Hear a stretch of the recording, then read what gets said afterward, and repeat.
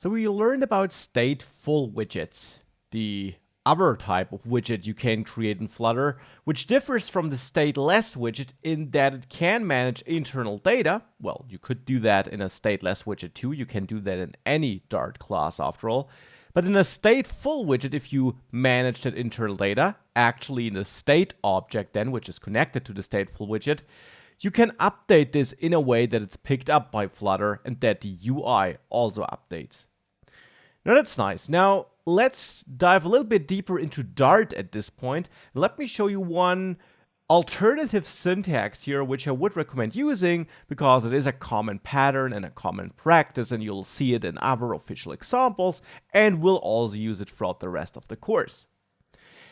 In Dart, you can have variables on classes like question index, and you call these variables properties then. And you can have functions in classes, and they are called methods then. Now that's not new. Now in Dart, you also can put your code into more than just one file. We only used one file thus far, but actually I'm already importing something from that material Dart file, which is exposed by the Flutter package.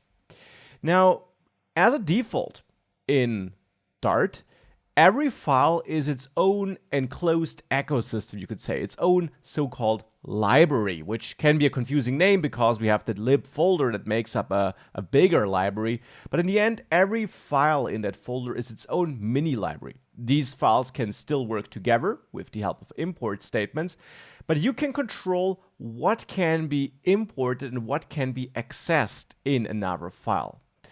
And for example, you might want to restrict that this state object can be used and changed from inside another file. Now we only have that file here, right? But we'll soon add more files, and then we want to make sure that we can maybe use our widget in other files, because we are, for example, also using the Material app or the scaffold widgets, which we get from Material Dart.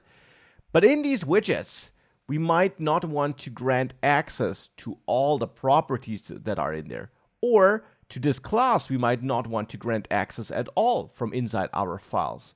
Because the only thing that should use this class is the MyApp class here, which needs the MyAppState class to create that state. Now, of course, we as a developer, we are writing our own code, and we can simply not use that class anywhere else, and we're fine.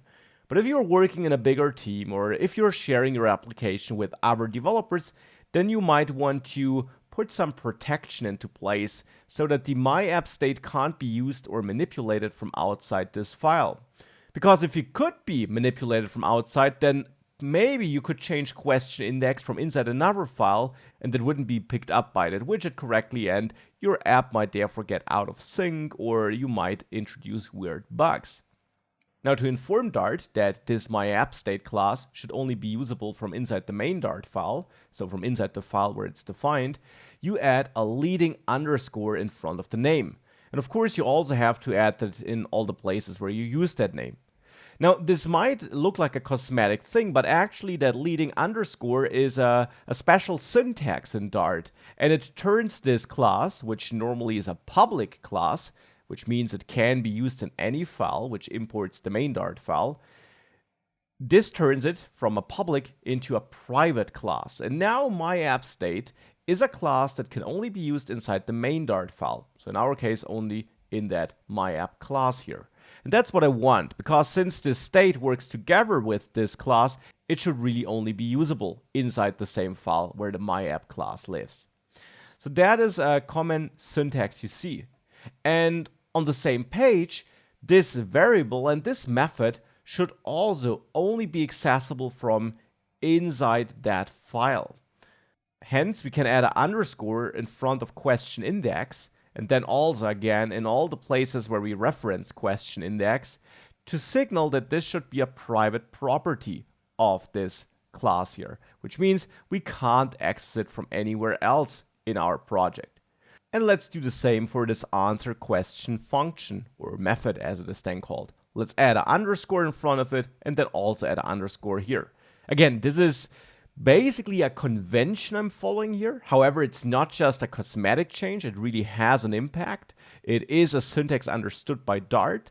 It doesn't change the way our app works right now, but now we really ensure that my app state and all the properties and methods in there can't be used from anywhere else than inside this file.